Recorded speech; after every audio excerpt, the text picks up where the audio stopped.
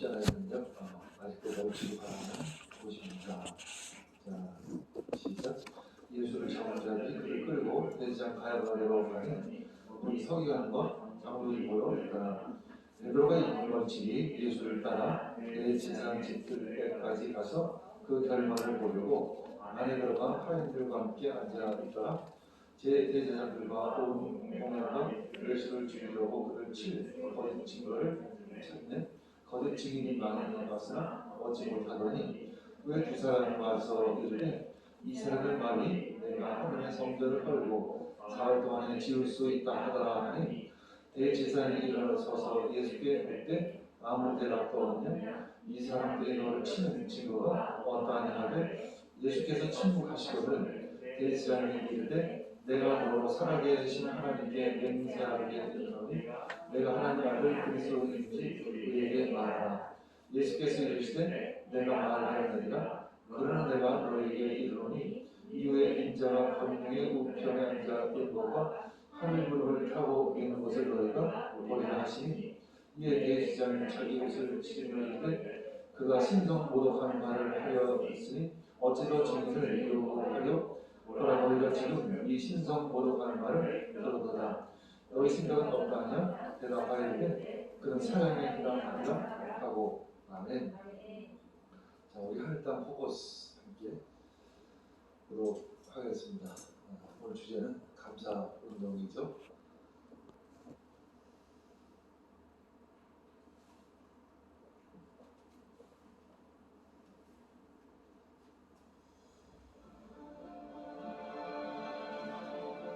감사의 제목이 하나로 예체능입니다.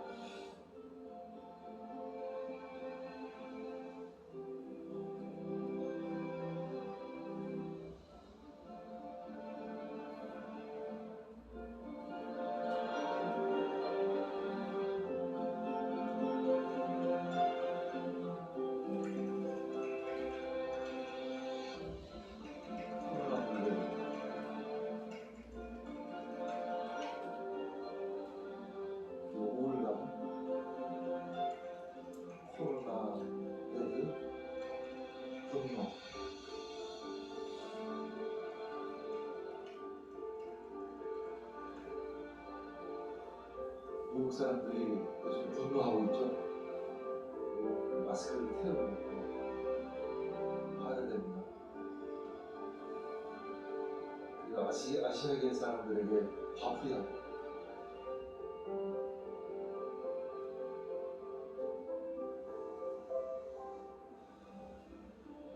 자영업자들이 참 제일 힘들죠. 사실 자영업자들이 제일 힘들죠.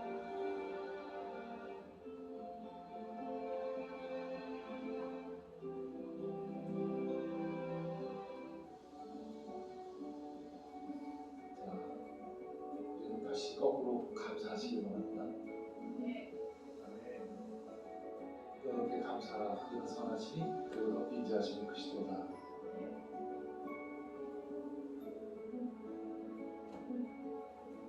감사로 펼치시기를 바랍니다.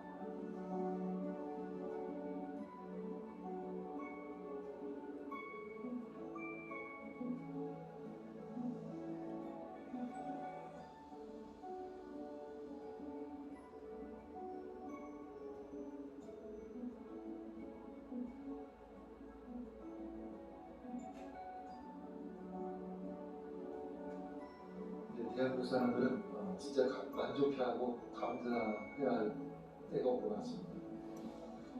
더 이상 추구하고 더 이상 가지려고 하다 보면 끊임없는 불안과 두려움 그리고 분노로 마무리되겠죠.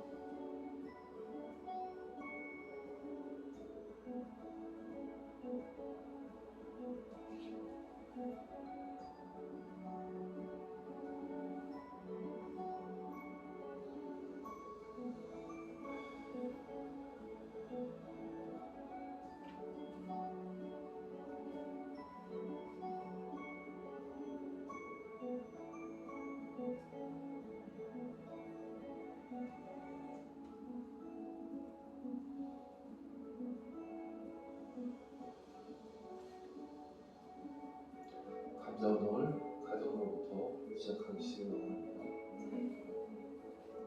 자, 기도하고 시작하겠습니다. 주님, 저희들에게 말씀하여 주시옵소서. 십자가의 능력을 진정 깨달을 수 있게 해주시옵소서. 이 모든 말씀 예수님의 이름으로 기도합니다. 아멘. 자, 우리 십자가의 능력을 머리로는 알고 있습니다. 지식으로는 알고 있어요. 이것이 진정 내 안에 흡수되어 있는가, 또 그래서 내 삶으로 드러난다로 가야 할 줄 믿습니다. 근데 아직도 그 십자가의 능력을 멀찍이 바라만 보고 있는지 스스로를 한번 돌아보기를 원합니다. 우리 김용석 교수가 102세이시죠. 연세대 명예 교수인데 102세를 사셔서 100세를 살아보니, 100살을 살아보니라는 책을 쓰셨잖아요. 그분이 그 책에서 이렇게 말합니다. 학생들이 영생에 대해서, 영원한 것에 대해서 질문하죠. 철학과 교수니까 더더군다나 영생이 있으니까 이렇게 질문할 때 그 제자들에게 이런 비유를 써서 이야기를 해주신다고 합니다. 어떤 인생이 무한기를 맞이한, 그러니까 어느 정도 이제 실로가 가까워진 사람이 무한이라는 강, 영원의 강 앞에 서 있습니다. 그때 한 사람이 그 사람 옆으로 다가옵니다. 그리고 그 사람에게 마치 아는 사람인 척 말합니다. 나는 당신이 젊었을 때 이 강가에 서 있는 것을 보았는데 도대체 어디를 그렇게 헤매다가 다시 이 영혼의 강 앞으로 다시 오셨습니까? 이렇게 질문했어요. 그때 그가 말합니다. 세월과 더불어 이 땅에 살면서 도대체 어떠한 것이 영원한 것인지 살며 여러 곳을 찾아봤습니다. 학문 또는 예술, 때로는 정치나 어떤 경제적 이런 이념을 찾아오기도 했지만 그런데도 영혼은 어디에도 있지를 않았습니다. 더 들기 전에 이 강 건너편 저편 피안에는 영혼이 있을까 싶어서 다시 한번 이곳을 찾아왔습니다. 그때 옆에 서던 사람이 이야기를 합니다. 그렇다면 다시 돌아가는 게 좋을 것 같습니다.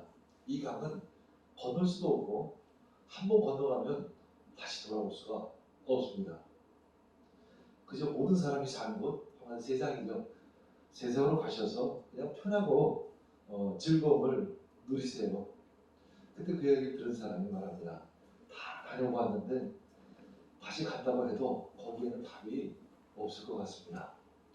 세상에는 답이 없는 것 같습니다. 알고 싶은 것은 이 강 저편에는 그 영혼이 있는지를 알고 싶습니다. 그때 그 옆에 사람이 말합니다. 그래, 강 저편은 사실 진짜 영혼이 있습니다. 영혼. 그러나 당신은 이 강을 혼자 갈 수도 없고 한번 가면 돌아올 수가 없습니다. 누군가의 도움을 받아 건너간다 해도 다시 돌아올 수는 없습니다. 그때 강가에 서던 사람이 또 말합니다. 그럼 강저편에 영혼이 있다는 것을 좀 증명해 주세요. 그래 내가 가든 말든 할 수 있지 않겠습니까? 그때 그가 말합니다. 그 건너편에는 하나님의 사랑이 있습니다. 그때 또 질문합니다. 그러면 그 진실이라면, 그 사실이라면 그 길 건너갈 수 있는 방법이 있지 않겠습니까? 그때 말합니다. 강 이편에 있는 모든 것을 포기해야 돼요. 그리고 강 저편으로 가겠다고 결단을 내린다면 내가 안내해 드리겠습니다. 그러면 당신 도대체 누구십니까? 당신 누구십니까? 그랬더니 그분이 나는 바로 예수 그리스도다 이렇게 말씀하셨습니다. 그때 그 사람은 인생에 걸쳐서 이제 다 한 번에 결정적인 결단을 내려야 하는 거예요. 그러면 나를 그 하나님의 사랑이 있는 곳으로 인도해 주십시오. 이렇게 말하죠. 그게 어떤 믿음의 시작입니다. 어떤 결단이고 선택이죠. 나는 지금 도대체 강을 건넜는가, 아직도 세상에 살고 있는가, 아니면 그 중간에 그 강 건너편만 그냥 멀찌감히 바라보고 있는가 한번 스스로 질문해 보시기 바랍니다. 근데 이제 다들 뭐 이렇게 쉽게 얘기하면 쉽게라기하는데 이 말씀으로 질문하면 나 믿습니다. 난 뭐 믿죠. 나는 영원한 생명을 내 안에 갖고 있죠. 당연히 이렇게 이야기를 합니다. 근데 좀 구체적으로 들어가면 이야기는 좀 상당히 틀려져요. 중심방 때 내가 그런 질문을 엄마한테 딸이 좋습니까? 예수님이 좋습니까? 솔직히 진짜 솔직히 얘기하라고 보면 솔직히 딸이 더 좋죠. 딸이 뭐 우선순위죠. 두 번째 질문, 딸을 위해서 좋습니다. 딸을 위해서 사는 방법. 1순위를 딸로 놓는 것이 그 딸을 위해서 좋습니까? 아니면 예수님을 1순위로 놓고 딸을 2순위로 놓는 게 딸을 위한 길일까요? 그건 안 돼. 예수님을 우선순위로 놔야 그것이 딸을 위한 것이라는 것을 안다라는 거죠. 근데 이제 이게 본능적으로 이게 잘 안 되는 거예요, 사실은. 일종의 우상이죠. 그게 우상이야, 사실. 다른 게 우상이 아니라 1순위에 있는 게 우상이죠, 사실. 근데 이제 어떤 한 집사님이 하나님의 은혜를 참 많이 받은 집사님이 이렇게 말합니다. 난 아이를 좋은 학교에 보내기 위해서 유학을 보내기 위해서 내가 사업을 시작하겠습니다. 사업을 해서 그 아이의 등록금을 매달 잘 되도록 하겠습니다. 들어오면 참 좋은 엄마로 느껴지는 게 사실이에요.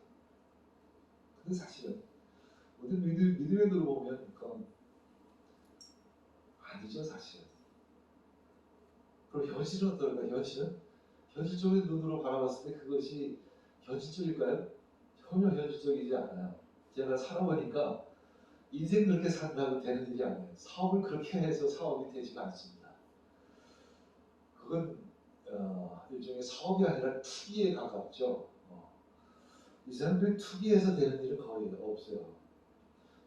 세상에서도 진짜 성실하고 열심히 살고 그 상대, 그래서 이게 소비자를 위해서 열심히 일을 해야 장사가 돼요. 우리 음식점을 가도 음식점이 돈 벌려고 일하는지 진짜 좀 맛있는 거 사주려고 음식점을 하는지 턱 하면 알죠, 사실은. 알죠. 근데 이상하게 장사하는 사람도 손님을 위해서 진짜 맛있는 걸 하려고 하는 데를 보면 장사가 잘 돼. 그렇죠? 뭔가 좀 약간 하는 게 느껴져요. 이렇게 가보면 그러면 그 집은 다시는 안 가죠. 사업을 아무나 하는 게 아니에요. 그래서 제가 자주 그런 얘기 합니다. 딱 보고 사업을 하겠습니다. 그러면 제가 사업을 해야죠. 하는데 그거 하지 마세요. 그냥 프랜차이즈나 하세요. 제가 얘기합니다. 왜 그럴까요? 그거는 사업할 마음이 있는 게 아니라 돈 벌 마음이 있기 때문에 그런 거예요. 돈 벌 마음이 있는 사람은 차라리 돈 모아서 프랜차이즈 하는 게 낫지 사업하는 거는 그건 쉽지가 않아요. 자기 음식점을 자기 브랜드를 가지고 하는 것조차도 그렇게 쉬운 일은 아닙니다. 어떤 마인드가 있어야 되고 어떤 정신이 있어야 되고 어떤 분명한 가치관이 있지 않으면 구멍가게 같은 식당 하나도 쉽게 성공할 수가 없죠. 여러분 우리가 알잖아요. 우리가 요즘에 그 식당에 대한 프로그램이 많아서 거기서 진짜 성공하는 사람들을 보면 진짜 나이가 있는 사람들이 성공하죠. 그게 그렇게 뭐 돈 벌려고 막연하게 돈 벌려고 하는 사람들은 성공 못하죠. 그러면 이제 또 다른 두 번째 집사님이 있으시죠. 나는 우리 교회와 다음 세대를 위해 사업을 시작하겠습니다. 그리고 이 사업의 수익의 50%를 여기서 200만 원이라고 얘기하면 안 돼요. 50%라고 얘기해야 된대요. 200만 원이라고 얘기하면 자기가 신이 되는 거고 그렇다고 이렇게 얘기해도 안 됩니다. 그냥 막연하게 나는 이 사업을 하나님을 위해서 쓰겠습니다. 이것도 거짓 시대를 확률이 굉장히 큽니다. 다들 하나님을 위해서 사업한다. 그러면 보면 자기를 위해서 사업하죠. 분명한 선이 있어야 돼. 난 10%를 하겠습니다. 난 20%를 하겠습니다. 난 50%를 하겠습니다. 분명한 기준이 있어야 돼. 영적인 것은 그렇게 애매모호한 게 아니에요. 분명하고 확실한 것입니다. 그냥 막 50%가 아니에요. 내가 내 믿음의 분량만큼 딱 결단을 해야 합니다. 11조가 뭔지 아세요? 10%예요, 그게. 그 믿음의 시작이라는 의미를 이야기하고 있어요. 가끔 쓸데없는 젊은이들이 말하고 11조가 무슨 성경에 있느냐, 뭐 어떤 이상한 소리를 하느냐. 10%라는 것이 믿음의 시작이에요. 믿음은 분명 확실한 것입니다. 10%냐 20%냐 딱딱 떨어질 수 있는 거예요. 100%냐라는 것이 딱딱 떨어지는 것이 애매모호한 것이 아니에요. 난 내 삶 다 드리겠습니다. 하나도 안 드리고. 우리 대부분 사실은 나를 위해서 사업하는 것, 내 가족을 위해서 사업하는 것이 해답이라고 생각을 했었어요. 근데 현실도 그렇지 않고 신앙은 더더욱 그렇지 않습니다. 예수님 십자가는 베드로가 하나님의 아들이라는 고백으로 시작해요. 베드로는 자기가 뭔 소리를 하는지도 잘 몰랐어요, 사실은. 어떻게 얘기하다 보니까 정답을 맞춘 거야, 사실은. 그리고 그 끝은 그렇게 해서 예수님 십자가의 여정은 시작이 됐고, 예수님 십자가의 끝은 이제 대제사장이 말합니다. 당신이 하나님의 아들 그리스도냐? 이렇게 질문했을 때 예수님께서 결국은 다니엘서 시편을 통해서 말씀으로 대답을 해요. 그래 내가 그다 라고 이제 간접적으로 얘기를 합니다. 그럼 그렇게 선포하시면서 예수는 십자가를 지게 되는 것이죠. 예수님을 하나님의 아들로 내가 진정 믿는가, 내가 진정 받아들이는가, 이것이 사실 신앙이에요. 받아들이면 결국 다 내려놓고 그 강문으로 갈 수 있어야 하는 거예요, 사실은. 그때부터 그에게는 영혼이 시작이 되는 것입니다. 영혼은 어느 날 갑자기 그에게 떨어지는 것이 아니라 영혼은 이미 시작이 된 거예요. 그렇게 다시 하나는 이미 나에게 심겨진 것입니다. 언제? 예수님을 하나님의 아들 그리스도로 믿는 순간 이제 그때부터 시작이 되는 거죠. 그 베드로는 어떠했을까라는 질문을 오늘 본문 말씀에서 주시는 것입니다. 예수님은 체포당했고 그때가 밤이었고 그리고 대제사장 집에서 예비 재판 같은 것을 봤죠. 예수님이 계시고 그 종교 지도자들, 서기관 뭐 이런 사람들이 있고 또 군사들도 있고 몇 명의 쫓아다니는 무리들이 있었겠죠. 그리고 베드로가 있습니다. 주인공은 예수님이고 조연은 당연히 베드로입니다. 근데 베드로는 조용히 가까이 있어야 되는데 멀찍이 서 있는 거예요. 멀찍이 하만 보고 그 결과가 도대체 어떻게 될까? 참 궁금했어요, 이 사람은. 우리도 젊었을 때, 저도 젊었을 때 그런 궁금함이 많이 있었어요. 친구들하고, 믿음의 친구들하고, 도대체 하나님의 말씀을 우리가 인생에서, 내 사회생활에서 실천하는 게 참 어려워. 십자가, 부활, 도대체 이게 도대체 어떻게 되는 거냐? 이게 도대체 어떻게 연결이 될 수 있느냐? 등등. 말씀에서는 다 알죠. 말씀으로는 다 알죠. 그러나 이게 삶으로 살아갈 때는 또 다른 차원이 우리에게 오는 것입니다. 베드로 역시 그렇기 때문에 예수님의 그 십자가 길에 같이 갈 수도 없고 그렇다고 그런 나름대로 의의가 있다고 하는 베드로가 도망갈 수도 없고 애매모호하게 멀찍이 서서 바라보는 것이죠. 베드로는 그때 진짜 예수를 사랑했을까라는 질문을 할 수밖에 없고 베드로는 그에게 진짜 믿음이 있었을까라는 질문을 또한 할 수밖에 없습니다. 사실 믿음도 없었고 예수는 진짜 사랑해서 그럼 그때 그 전까지 베드로가 그 호언장담하고 아주 그 소리쳤던 그 모든 것은 뭘까? 그거 거짓은 아닌데 굉장히 인간적인 것이었죠. 사실은 인간적인 것이었죠. 한마디로. 근데 십자가를 알게 된 거죠. 이렇게 예수님 십자가를 치는 걸 보고 예수님 진짜 십자가를 치신 것을 바라보면서 베드로가 가장 첫 번째 경험한 것은 자신이 다 거짓이었다는 것을 알게 됩니다. 이 말씀의 믿음의 시작은 내가 다 거짓이구나라는 것을 깨닫는 것으로부터 사실은 믿음의 시작이 되는 그것이 전제되지 않으면 사실 그 모든 것이 다 위선으로 갈 수밖에 없어요. 짝이 안 맞아요, 사실은. 왜냐면 두 가지를 다 가지고 가야 되기 때문에. 얘기를 몇 가지 사실 얘기해 보면 아주 대충 알아요, 이렇게. 아니구나.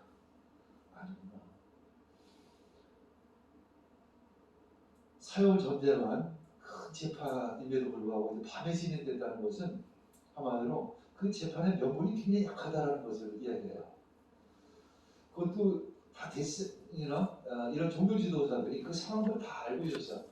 이거 증인도 부족하고 뭔가 예수님을 십자가에 못 박기에는 아직까지도 뭔가 증거나 명분이 부족하다는 것을 알기 때문에 뭔가 이것을 꾸몄어야만 하는 거죠. 이것을 일종의 허위로 이렇게 어느 정도는 가짜들을 진짜처럼 이제 만들 수 있는 시간들이 필요했던 것입니다.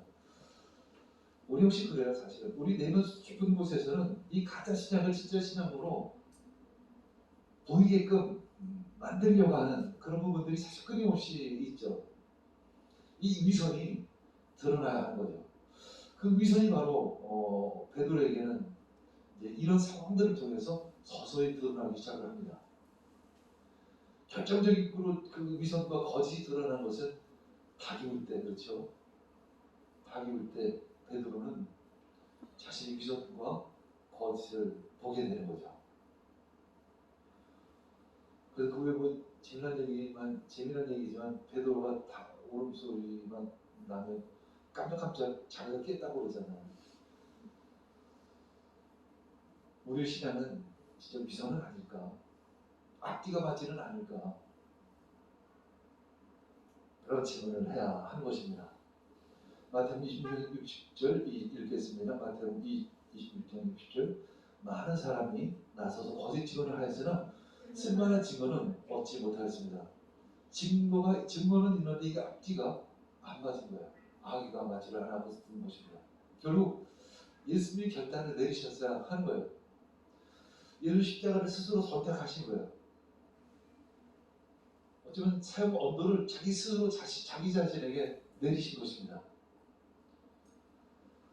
예수님께서 그에게 말씀하십니다. 당신이 말하였어. 이렇게 하는 당신이 말해서 하면서 다니엘서와 시편을 통해서 하신 그 인자에 대해서 다시 오실 예수님 그리스도에 대해서 이야기를 하신 것입니다. 대사는 딱 그 성경에 대해서 전문가인데 알죠. 그 얘기를 딱 듣는 순간 이것은 바로 자기 자신이 하나님의 아들이라는 것을 인정했구나 라는 것을 이제 아주 캐치한 것이죠. 그래서 자기 옷을 찢으면서 큰 소리로 말합니다. 그가 하나님을 모욕했어. 이렇게 이야기를 하는 것입니다. 신성 모독이다. 이건 사형이다. 결국 예수님은 스스로 그 십자가를 선택하신 것입니다. 이 상황이 안 돌아가는 거예요. 이 말이 맞지 않으니까 예수님이 그냥 결정타를 날리신 것입니다.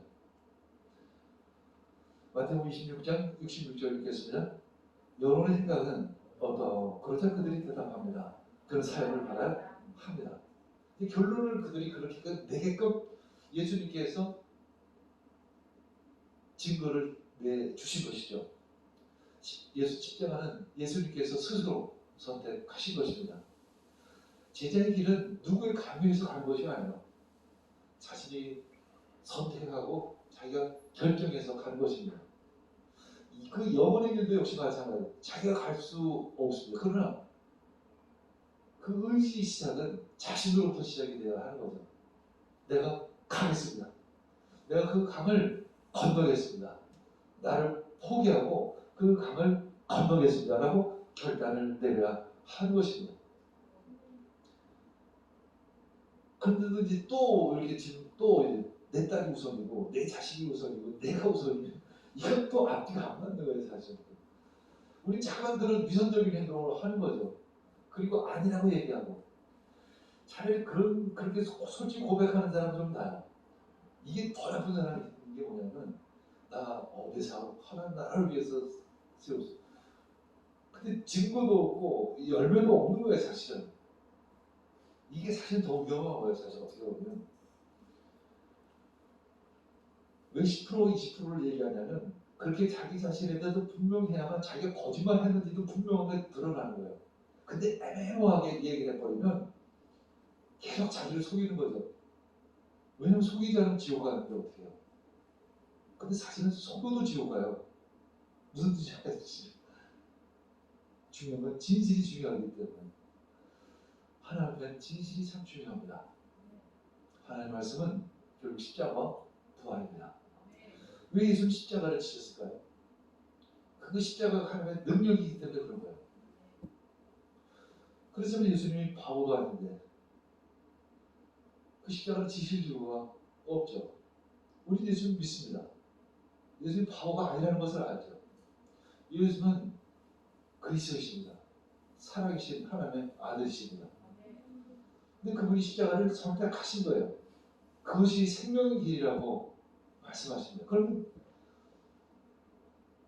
그것을 믿음으로 받는다면 우리 역시 그 길을 가는 것이죠.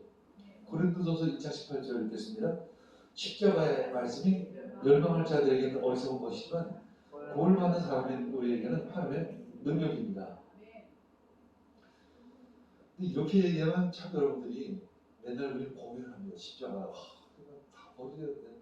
다 포기하라는데 도대체 이게 뭘 어떻게 해야 되나? 쉽게 얘기해서 그거죠. 나 중심의 삶에서 하나님 중심의 삶으로 가라는 것입니다.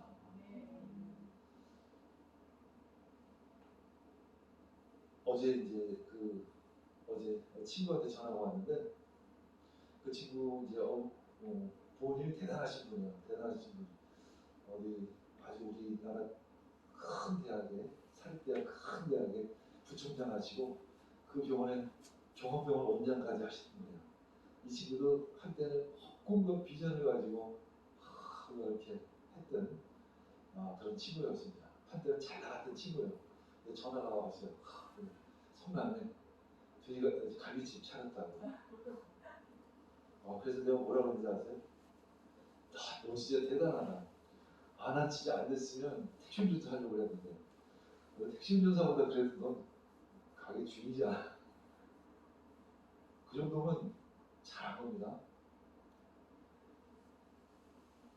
이야기는 뭐냐면 우리들 인생은 그렇다는 거예요. 이제 김용석 교수가 여기 인생의 환경이 60세에서 75세라고 얘기를 해요. 그 얘기는 뭘까요? 그게 젊음을 얘기하는 것이 아니라 성숙을 얘기하는 거죠. 인생을 아는 나이가 그때 돼야 알고 그때부터 진짜 열매 맺는 삶은 시작이 된다는 이야기를 하는 것입니다. 이제 젊음이 다 끝나고 꿈과 비전도 사라지고 남은 그 인생은 도대체 무엇일까? 우리 인간은 사실 굉장히 연약하고 빈손으로 갔다 사실 빈손으로 가는 거예요. 남는 것은 무엇일까? 하나님의 사랑이 남는 거예요. 사실. 그렇기 때문에 이 피조물은 세상의 중심이 될 수 없다라는 거예요. 근데 문제가 뭐냐면 아까도 얘기했듯이 딸을 위해서 아들을 위해서 내가 사업을 한다고 하면 차라리 이건 나아요. 내 가족을 위해서 내가 사업을 하겠습니다는 조금 나아요. 근데 딱 집어서 그 아이를 위해서 내가 사업을 한다고 하면 세상의 중심은 걔가 되는 거예요. 이건 굉장히 심각한 문제가 일어나기 시작을 하는 거죠. 걔는 아무리 신앙을 가지고 있어도 하나님은 나를 위해서 있는 거죠. 아담과 하와가 죄 지은 게 죄가 뭐죠? 그게 바로 그거죠. 사단이 속인 게 도대체 무엇이죠? 바로 그거예요.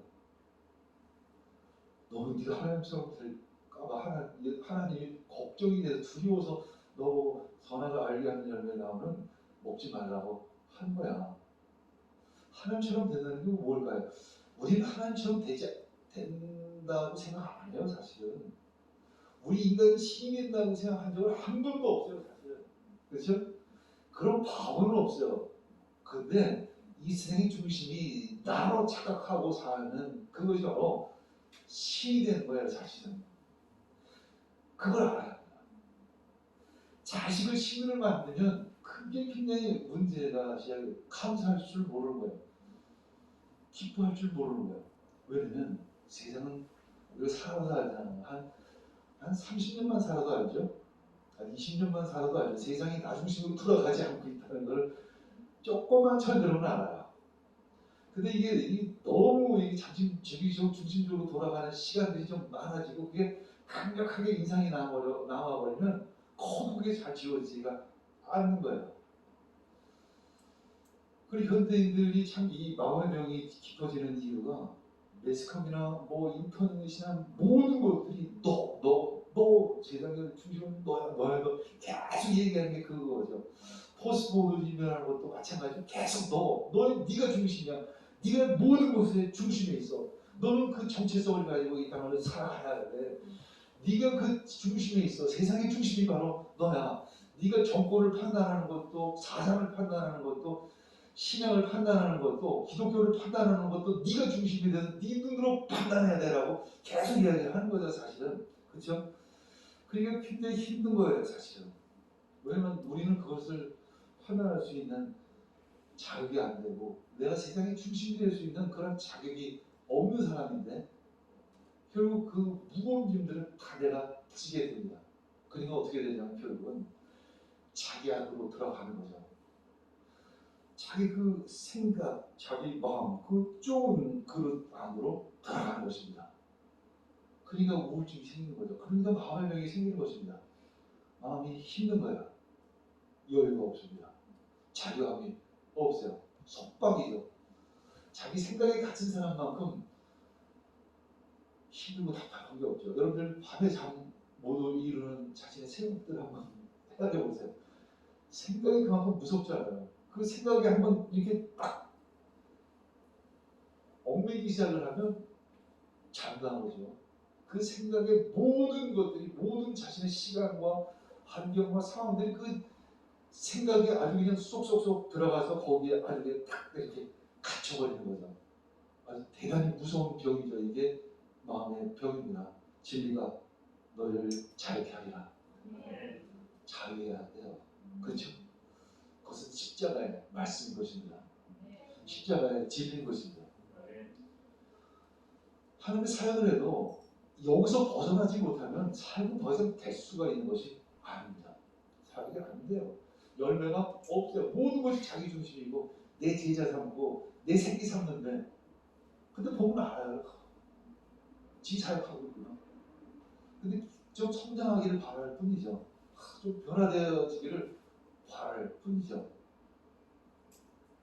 자기 자신을 내려놓으시길 바랍니다. 그러면 그 영혼이라는 그 생명, 영원한 생명을 우리는 얻을 수 있고, 그 생명으로 영원히 살아갈 수 있는 거죠. 근데 여기서 이렇게 얘기하면 또 너무 피상적이에요. 그 영원한 삶은 이미 시작됐다라는 거죠. 그 자유로운 삶, 진짜 기쁨의 삶, 어떤 상황에서도 평화로울 수 있는 삶이 이미 시작이 되었다라는 것입니다. 그런 삶을 살아가는 여러분이 되기를 원합니다. 그 끝이, 아니 끝 아닌 끝이 천국이에요. 그렇죠? 끝이 아닌 끝이 바로 천국인 거죠. 지금 이미 우리는 그 길로 가고 있는 거예요. 부산을 가면서 서울 간다고 얘기할 수는 없어요. 지옥을 향해 내 방향이 맞춰 있으면서 천국을 간다는 착각은 하지 말아야죠. 천국을 소망한다는 것은